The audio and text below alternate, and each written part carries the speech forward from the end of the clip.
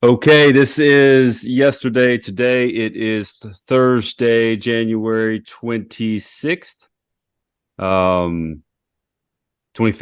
Thursday, January 25th. Before we dive into everything really quick, launching very soon, USA Newt Fatela, a subscription-based timeless universe of journalistic features where we slow down the pace, take you out to the farthest corners of America's complex soul with the help of text, audio and video, perspective, reflection, and analysis.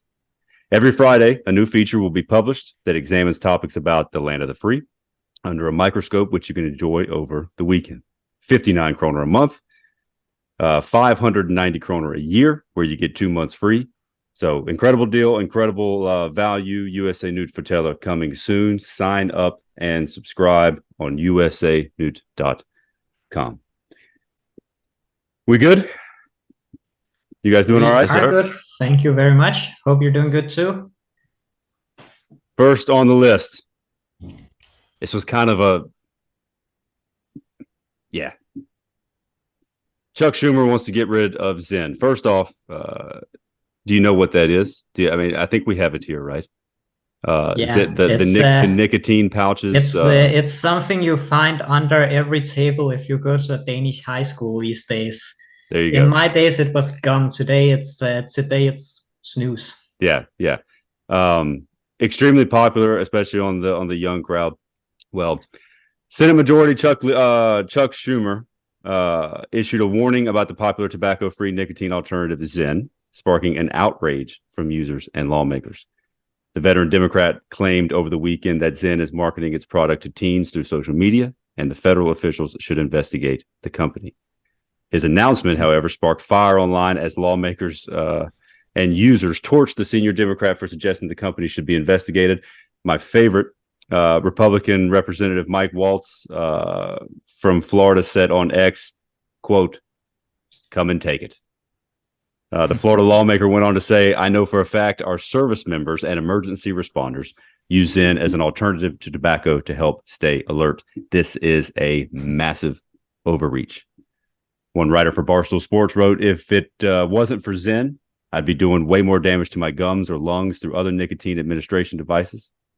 He went on to say, "Why the fuck is only one side of the government trying to take away and go after things that I like?"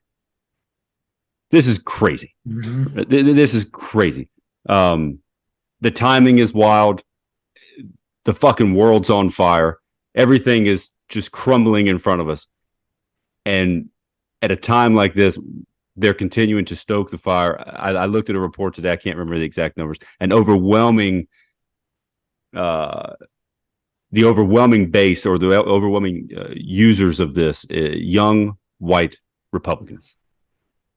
Why continue to stoke the fire and continue to piss off one side of the spectrum, especially at a time like this? I don't know, Alexander. You don't use these, but you use something similar. Yeah, I mean, there's another product here, right? What do you think? This is wild. Well, I heard, I think it was Tucker Carlson who suggested that you just drop these tins over the Gaza Strip and that would be the end of it. And I don't know if I would go that far, but I mean, it keeps people off the streets, right? It keeps them with an alternative at hand that is, still a bit contested in terms of, the health side effects that it has, but for sure better than smoking, I think, is the common consensus. And I think there is maybe reason for concern in terms of the marketing of it. I mean, given the how commercialized the US is, it wouldn't surprise me if there was something to maybe regulate there, but a total and complete ban, that actually seems a bit un-American to me in so many ways. I mean, and it's the land of the free. So yeah, and we've seen this before, right? The most recent, I think, was the Juul, the kind of USB looking vape pen. Oh yeah. yeah, again, it's just to go in and take to give kind of an example here. I'm all about trying to restrict it from teens, right? Especially here, the cigarettes. Going in without ever having bought a pack of cigarettes, going into a store or gas station, buying a pack of cigarettes here is quite difficult. If you don't know what you want, if you don't know what the pack or all the packages look the same, if you don't know what it's called, what it can be a bit overwhelming to go in. So put them behind a black case, make it more difficult to purchase, but to come out and say we should just get rid of it is absolutely crazy. Magnus, what are your thoughts? Well, he wouldn't go very far with the youngs here in Denmark. I can say personally, I don't use the stuff myself, so I don't have really strong opinions about the policies behind it. But what I do think is that it seems to display how that the Democrats are, the leading Democrats at least, are significantly older than the ones who are supposed to vote for him. Vote for them. Joe Biden and Chuck Schumer does not help with that image at all. And but I mean, I will give credit for him being a grumpy old man who's not afraid to show that he's a grumpy old man. Yeah, so, I mean, but just I think this is another kind of glaring display of just how out of touch they are with the young voters, and again, even the non-young voters are anyone going to the voting booth thinking about snooze politics at the top of their mind? I don't think they are. No, I don't think they are either. I think, like I said, I think this is just, I call it a slap in the face for lack of a better term. But again, this product is used predominantly, not to say 100%, but predominantly by one particular group of people. And again, it's just, it's a weird time to all of a sudden start caring about marketing products like this to teens. Just a wild story, wild headline that I saw. Next, this is big to me. It may not mean a thing to you guys, but he is one of my favorites. Jon Stewart's back. Probably, I don't know, the best thing that could happen to the U.S. in such a weird political time. He's returning to The Daily Show. It was announced by Showtime and MTV Entertainment Studios on Wednesday. It comes after a year-long search for a replacement for previous host Trevor Noah, who took over for when Jon Stewart left in 2015. The plan is for Stewart to host every Monday beginning on the 12th of February.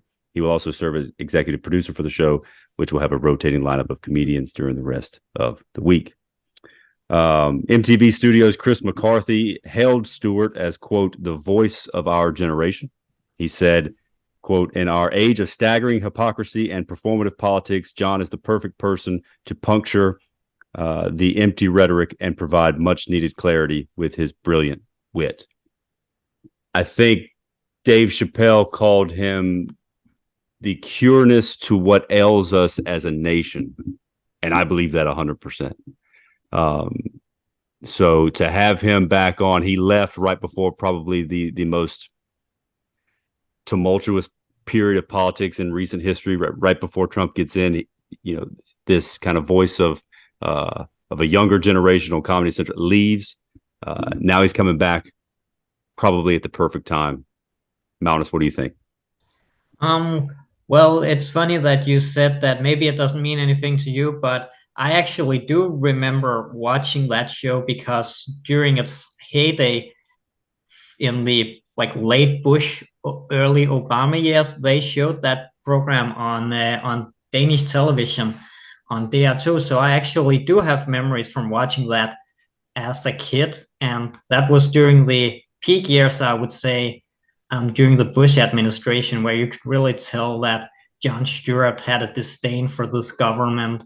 And it became, from what I've heard, it became kind of stale during the Obama years and the early 2010s before he stopped. But if I were to watch it, I would hope that he brought some of that same anti-Republican energy back to this new season with Trump being a leading figure, because that's I think that's where the best satire comes along. Yeah, he at one time was kind of the voice of a I mean, he was the voice of a generation, right? I mean, he the viral clips. He went on what was it, Crossfire, got that show taken off with Tucker Carlson. I mean, he was immensely popular on a network that aired his show just after, I believe, the Muppets or Muppet Babies. So to have somebody with that kind of impact, with that kind of following on a network like Comedy Central is incredibly impressive, and turned him into a superstar, into a rock star, and now that he's back, I think that kind of, like you said, that kind of vigor and kind of fervor will return at a time, I think, where we really, really need it. Right? We have two machines at the top that control what everybody sees, and to have this kind of humorous, comedic take on politics is we need it now, I think, quite a bit. Alexander, what do you And think? I think something interesting that I've heard was that a lot of Americans during the Jon Stewart days thought of it as one of the most reliable news sources. Even though, I mean, he made fun of the stuff, but he was incredibly well informed as well. So in that case, you could actually get news updates from the guy, and make some people who normally wouldn't watch regular CNN start caring about the news and what's going on in politics. So I think that could be kind of a hidden effect as well. Right. Yeah, for sure. Alexander, what do you think? Well, I mean, I agree with both of you guys, the points that you raise. I mean, I think his bullshit detector is probably unprecedented. I mean, I remember being in the US in the summer of 22, and there was a lot going on about them passing, I think it was called the PACT Act, that did something for veterans. And he was just, without Jon Stewart on board on that case, it wouldn't have passed. And what he did was, basically to sort of sniff out the hypocrisy. I think in this case it was the Republicans. I'm not sure if he goes against them more than the other side, but I mean, that ability that he has to sort of highlight the hypocrisy of American politics and sort of act as a kind of a checks and balances kind of figure is couldn't be more perfect for the time that we're in. So it's going to be really exciting to see. Yeah, it was at one time it was very much a golden age of television with him and Stephen Colbert. It was entertaining, it was informative, like you said, Magnus, and it was important then. I think it's important now, and I'm super stoked to have him back. Next, very quickly, top Democrat breaks with Joe Biden, probably at a time when that kind of headline is not very, very needed. Senator Tim Kaine joined CNN on Wednesday to discuss a recent letter he wrote with some of his Senate colleagues, demanding that the Biden administration come before Congress to defend, debate, and ultimately seek approval for airstrikes in Yemen. Kaine stated that every president has inherent power under Article 2 to defend the United States, and that's always been understood to mean to defend U.S. personnel, U.S. military assets, possibly even U.S. commercial assets. He doesn't need to ask Congress permission. But when you go on the offense against a group, and if it's more than just self-defense, and now suddenly it's a back and forth that's escalating, that's classically when it becomes an offensive, not just a defensive operation. And then second, we just have to remember that most of the ships transiting the Red Sea are not U.S. ships. They're foreign flag ships, and there might be a good strategic reason to protect them, but that is not a self-defense rationale under the Constitution. In a time where Biden needs everything on his side, everything to go his way, I mean, this isn't great news, right? Magnus, did Biden overstep? And I mean, where does he go from here? Well, it's not surprising to me that someone from his own party would criticize that particular policy, because what this really shows is that, yes, there's a big part of his party that is not so traditional in foreign policy as Joe Biden. Joe Biden is still part of the old guard, and there are a lot of Democrats who are a little bit more on America first than they would like to be, probably. But I would say I think that the senator midterm I think he's kind of taking a bit of cheap points, because of course nobody's going to disagree with the fact that let's not go nuts in the Middle East. But I don't think he doesn't come with any solutions as to what they should do instead. And I think he's making Joe Biden look a bit more like a warmonger than I think is fair. Because I think you're absolutely right. This headline would read totally different if there's not a war going on currently in Gaza. So you're right. I think the current situation propels this to maybe something that, I don't know. Alexander, what do you think? Well, I agree with Magnus's point, and I guess Joe Biden just has a very it's not an easy question for him what's going on down there, especially not internally in his own party. I mean, there seems to be a flank of let's sort of call for peace and have a ceasefire, and then there's another flank that's let's do whatever needs to be done in terms of our allies, Israel, and so on. So it's a fine line that he has to walk. And but I agree totally with Magnus. I think it's cheap points too for this King guy.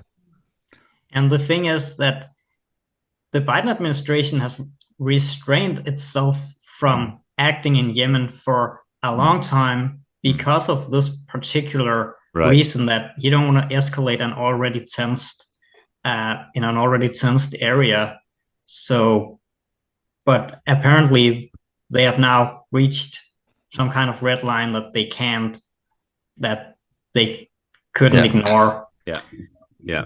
And again, it's just another adding on to an already current situation that really could put a bad taste in voters' mouth, especially younger voters. So just not and can I just say to that? Can I just say to that, because I think we talked about this yesterday or 2 days ago, when you mentioned the younger voters, I mean, this is something that really pisses them off, right? Quite a lot of them. And as you said, it's an important block for him. And then we talked about a couple of days ago that voila, Biden forgives more student debt, So again, fine lines, fine margins, balancing act, Yeah, trying to, I think you said, trying to buy votes amidst a time where he is indeed in need of not fulfilling what I think his voters saw in him is, you're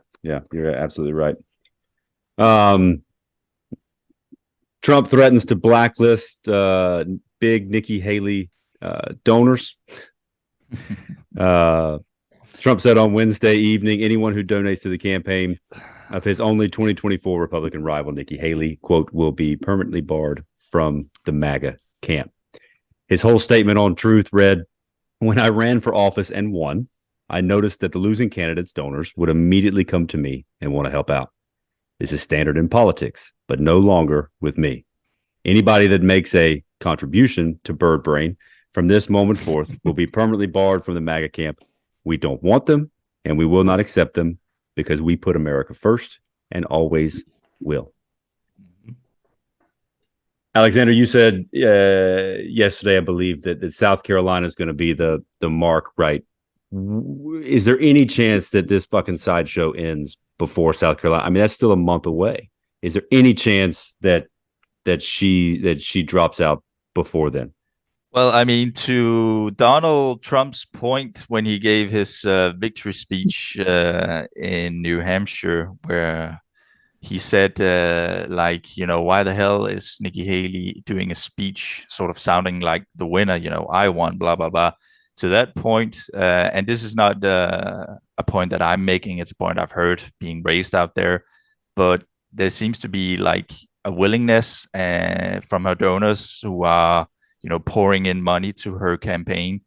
Maybe because of the fact that, who knows where Donald Trump stands as well. I mean, yes, he might just be, pounding all these primary elections, but the fact is that, his the decision over his ability to be on the ballot even is up soon.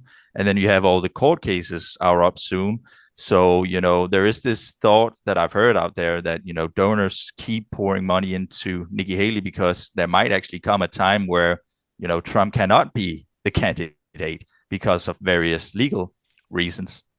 So, I mean, which I think speaks into the just unprecedented territory that we are in at this moment. Yeah, Who knows? It's wild. Magnus, what do you got?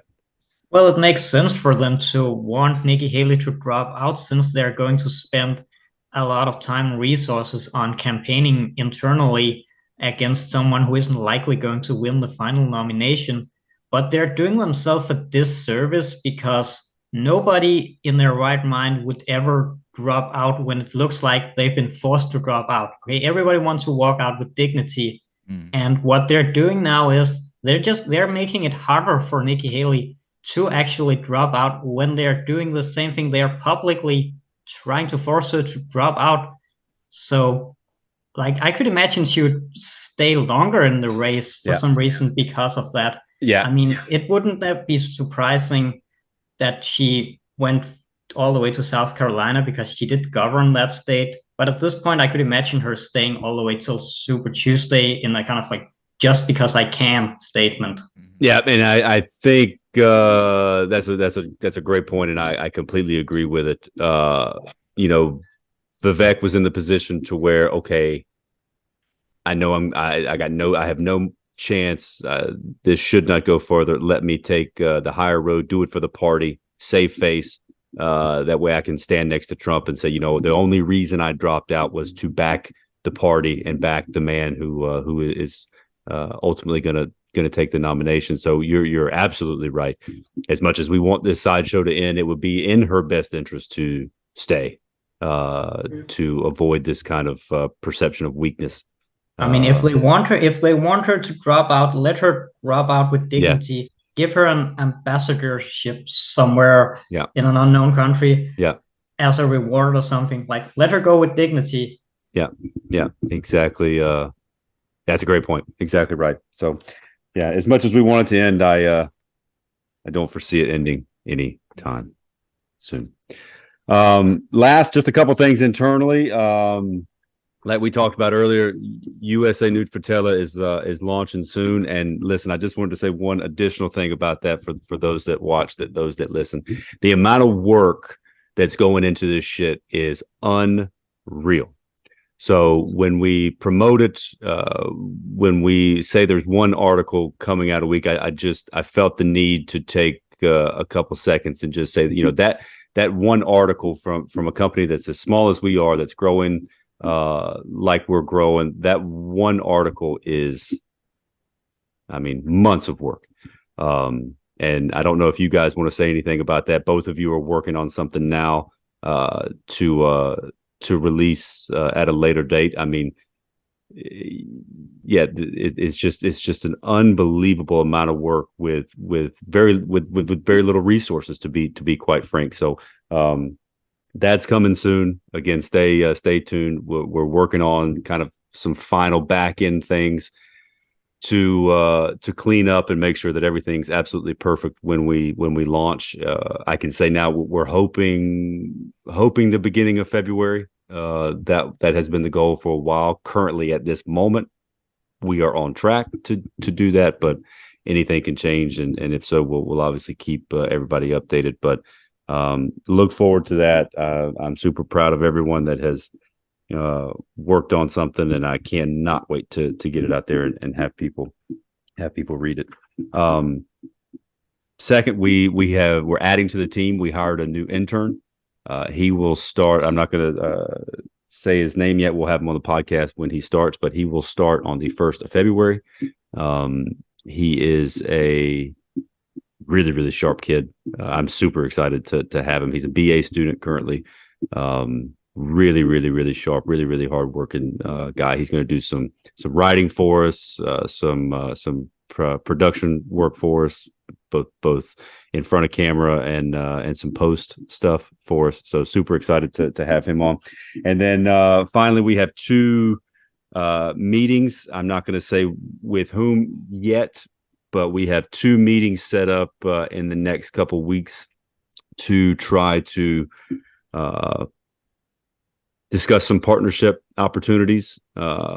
Just a huge opportunity for us to grow, to reach other people, to help the people with whom we're meeting reach other people. So super excited about that as well. Big things are happening. Big things are coming.